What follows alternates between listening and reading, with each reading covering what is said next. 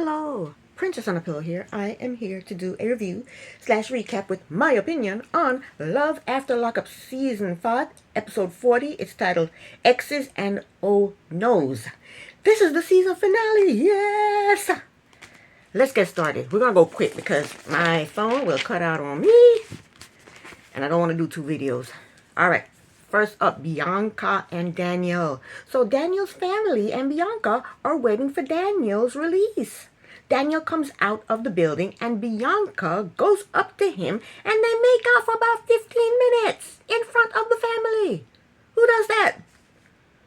Daniel's family greeted him and it was very touching. Daniel told us that 5 years ago, he was arrested for DUI, driving under the influence. He said he was sentenced for 6.75 years. He said his sentence was high because at the time, he was on probation for burglarizing 2 locked cars. So Daniel is a drunk and a thief. He said his biological father had addiction problems. And as a young child, he soaked it up. He said he started smoking weed and drinking alcohol. And eventually it led to heroin, then meth. I hate it when people have a problem and they blame their parents. Lots of people's parents smoke cigarettes, smoke weed, do all kinds of things. But as a child, we don't pick it up. My father smoked like a chimney. Smoked like a chimney. I never wanted to smoke. I tried cigarettes. I felt like smoke was stuck in my throat. I felt like I was having a hard time breathing. Just because your parents did something doesn't mean you're going to do it. So I don't like it when people blame their parents for the things that they do, in life. Anywho, Daniel said he was attracted to Bianca because of her fire and passion for things that she wanted for herself. I don't understand that. What? I wish you had given us some examples because I don't see any passion or fire from Bianca. I see a young, self-centered brat. That's what I see. Daniel said 24 days after first corresponding with Bianca, he got sent to the hole. He should have told us what he got sent to the hole for. I'm curious. I want to know. He looked like such a average American boy. What did he do to get sent to the hole? He said he was feeling low.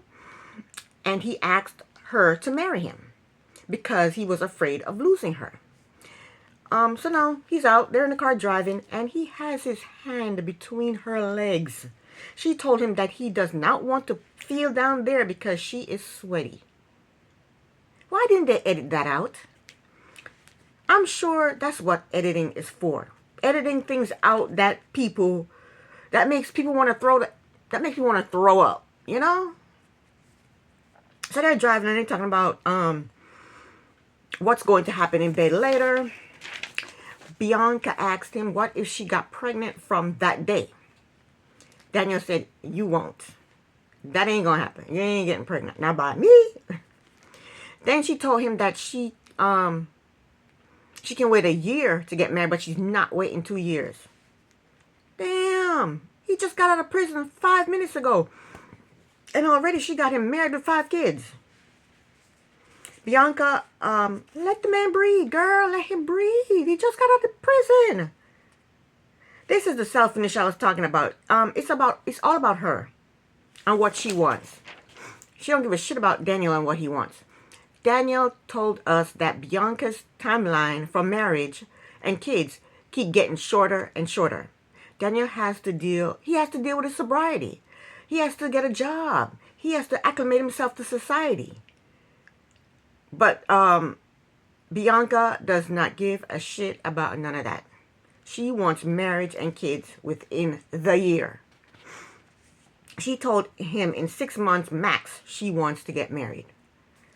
Daniel told us that it was foolish of him to propose to Bianca when he was in prison. Now I said this in one of my videos last week. Guys, don't propose unless you are actually ready to get married because there's no time limit from when you propose to when you actually get married. She can drag you off to the courthouse the very next day. So don't propose to somebody unless you know for sure that you want to get married right here, right now because there's no timeline. I don't know, Men propose to women and think, oh, we're going to wait a year. No. There's no time limit. Don't propose if you're not actually ready to get married.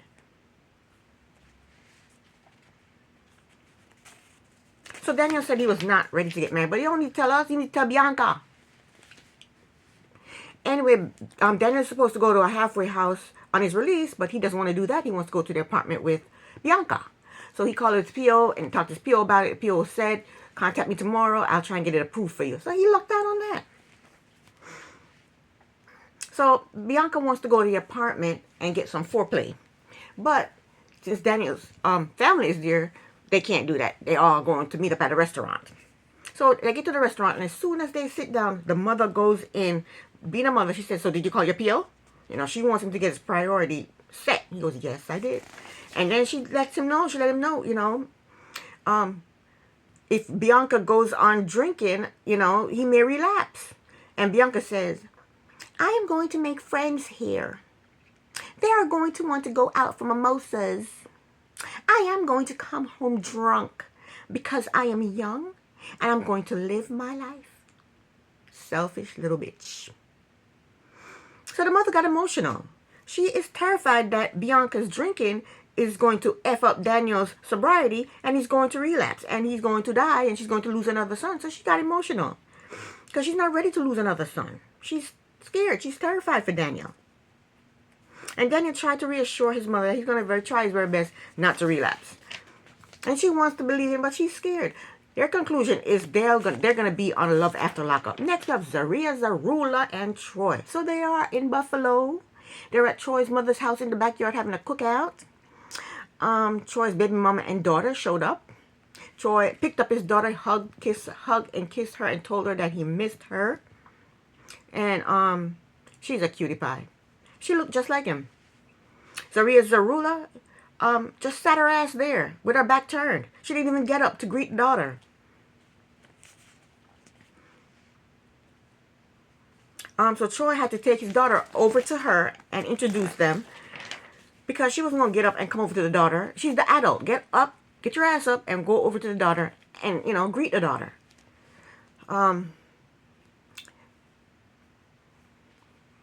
After seeing the way Zaria Zarula treated Troy on national TV, I would not want her anywhere near my child.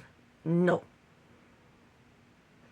Troy did something inappropriate, though. He told his daughter that Zaria Zarula is the only one that has his last name other than the daughter, other than her, and his mother gives him a hard time. Her mother gives him a hard time when it comes to his wife. Why are you telling your little daughter this? Don't bring her into that crap. But he's telling her she should build her own relationship with Zaria Zarula. I ain't building no relationship with that crazy nut. So she can yell and scream at me? Ooh, no, that ain't happening.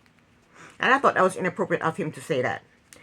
Zaria Zarula told Troy's daughter that she would never disrespect or hurt her.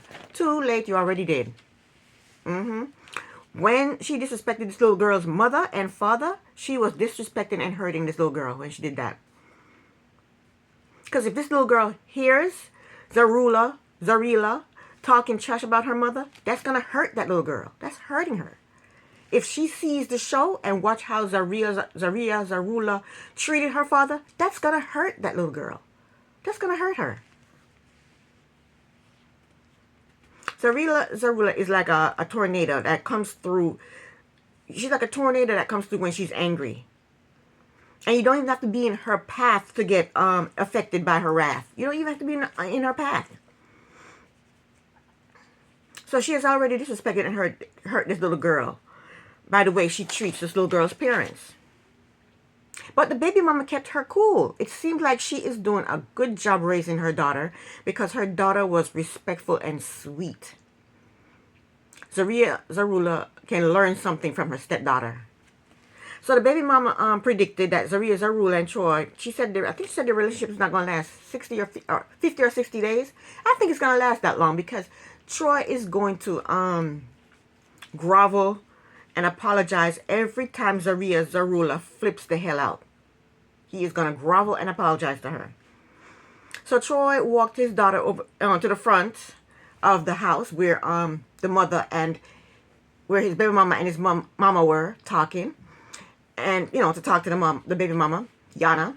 And then his mother and his daughter, his mother took his daughter away so that Troy and Yana can talk.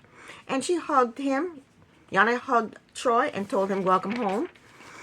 And Yana told us that Troy and Troy broke up while she was pregnant, and he was her first love.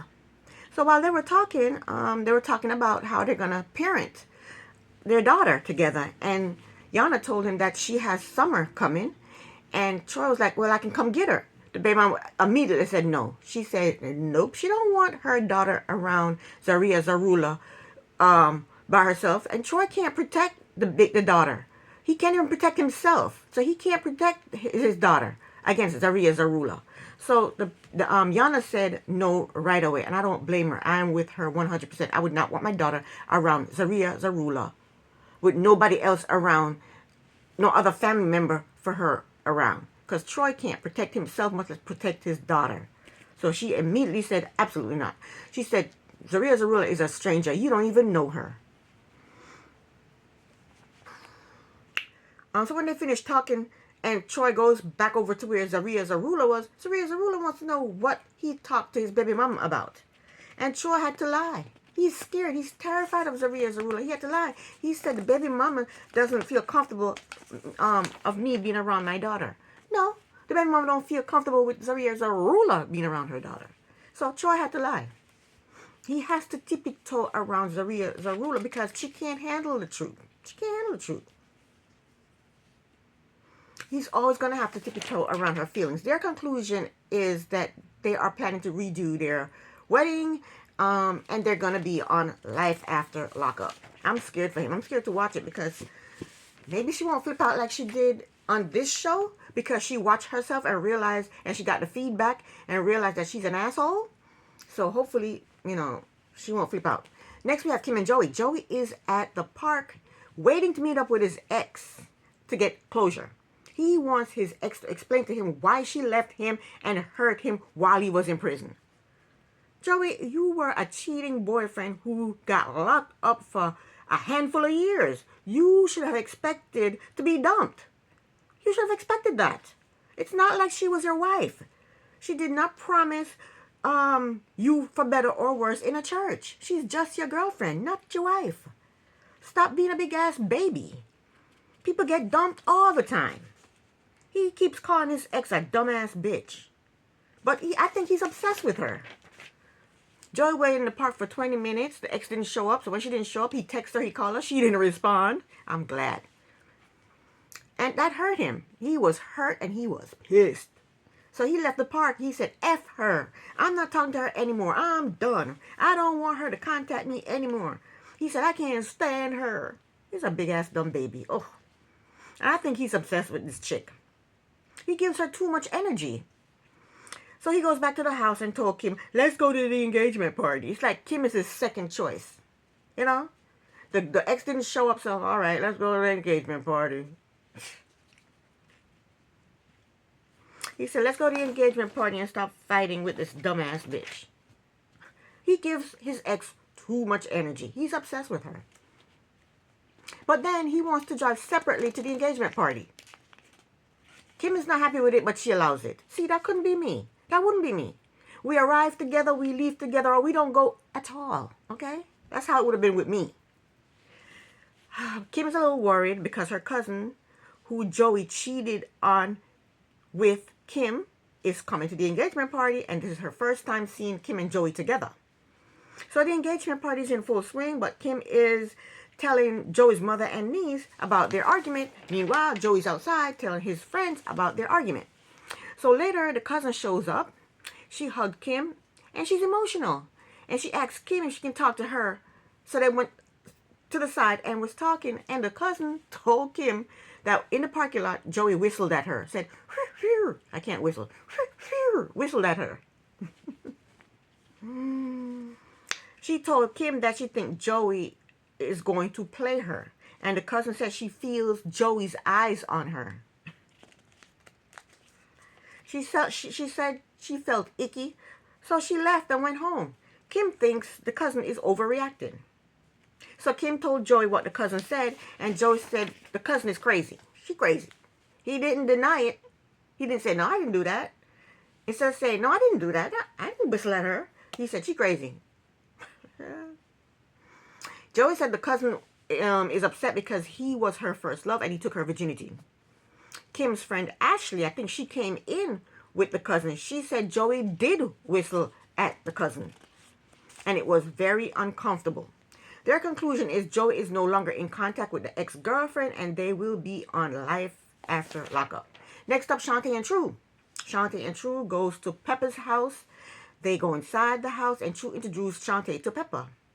True showed Shantae around a little bit. Then they all sat down to talk and Shantae asked Pepper if True is allowed to have visitors. Pepper said no. She said she don't like females. She don't like people, period. And that's me. I don't like people. I can't stand people. They get on my nerves. True said he can leave the house Monday and Wednesday from 8 to 12. The producer asked him, well, how are you going to make money if you're on house arrest?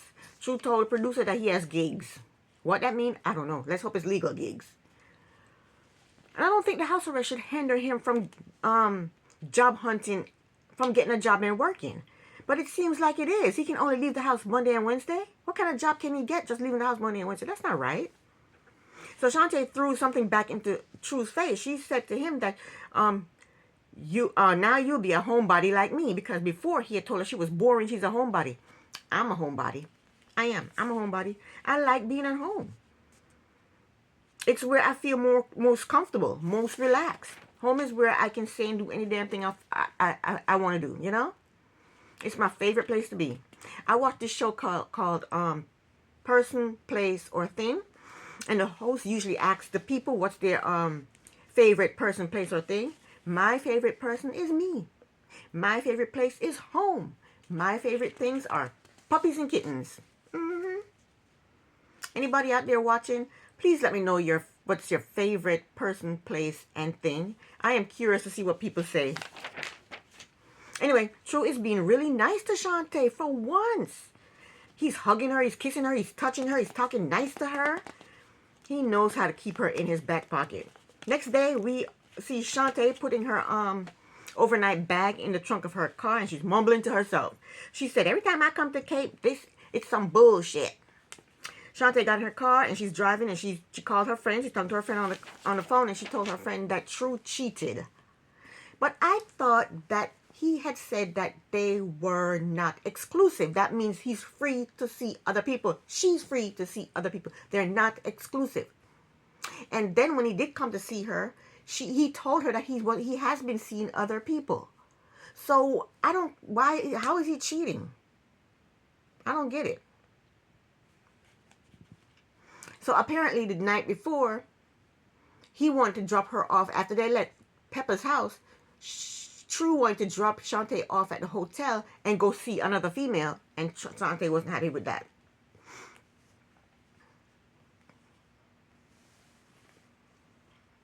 So she said, True said he's been in prison for 13 years, and he wants to have fun. He wants to be free to have fun, and I can understand that. You know?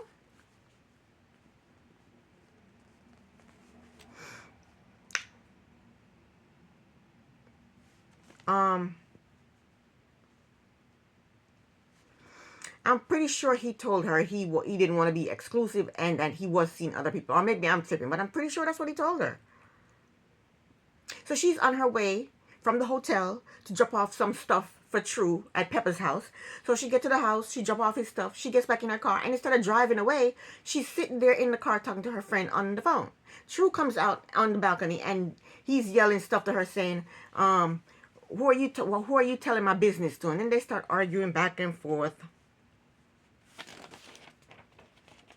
And then Shantae is on her phone talking about Pepper's house, saying how Pepper's house is a crack house. I thought that was very rude and inappropriate. Pepper didn't do nothing to her. Why is she ragging on Pepper's house?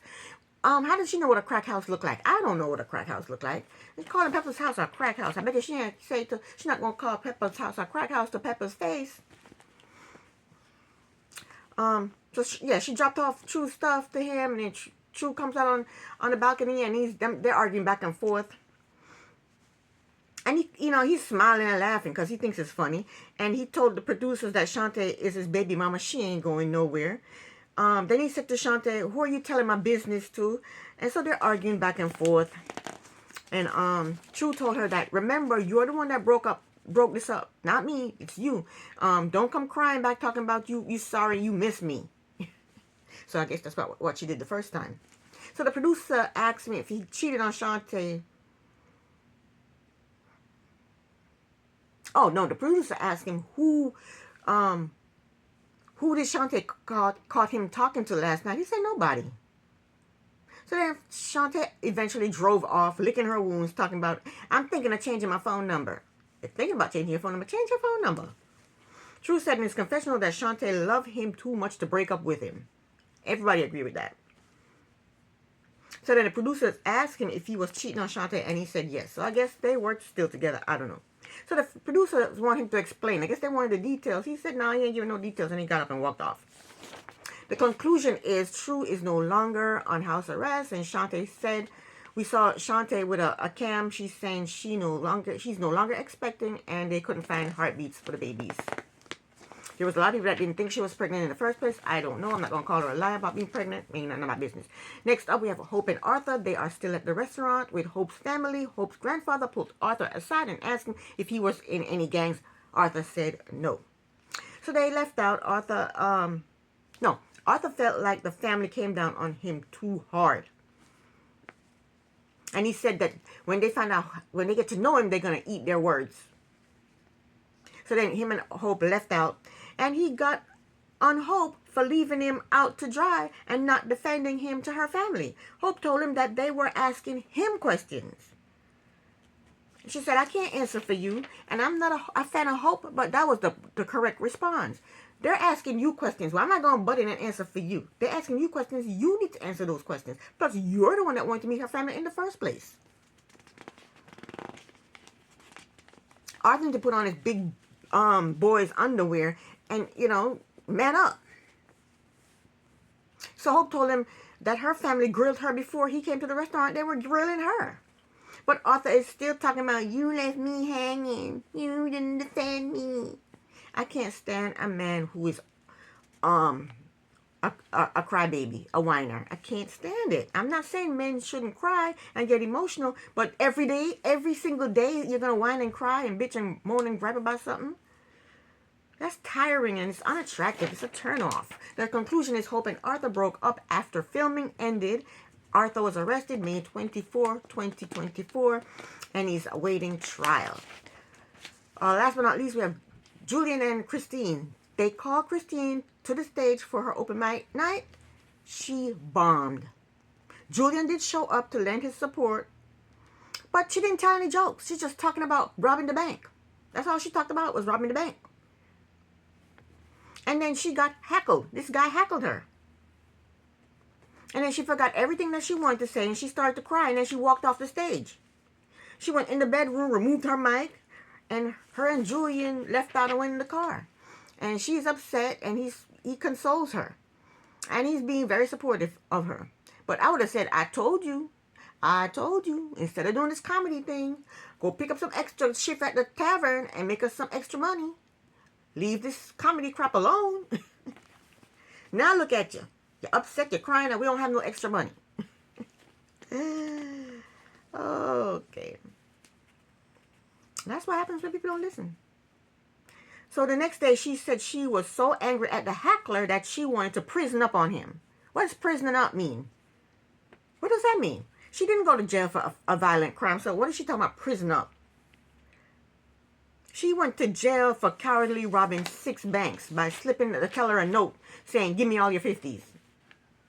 So what is she talking about when she said she wanted to prison up on this guy? Like she wanted to do some physical harm to him or cuss him out or something? Your crime was non-verbal, non-physical. What was she going to do? Go to the heckler and say, give me all your 50s. But when people heckle you, you got to heckle them back. She could have said something to him like, bitch. When she said, I robbed the bank, and he yelled out, that's stealing. She should have said, bitch, yo, one-eyed, crooked ass, one snaggle tooth mama was my getaway driver, and I left her in the penitentiary. She could have said something about his mama. All you got to do is say something about somebody's mama, and they shut up. She could have said, I left your damn mama in the penitentiary. She was my getaway driver, bitch. Shut up. She could have said something. Come back hard. Shut that fool up. See, you can't just tell a joke when you're a comedian. You gotta think on your feet. You gotta come back with the insults. Don't let people insult you and just cry and walk off. No.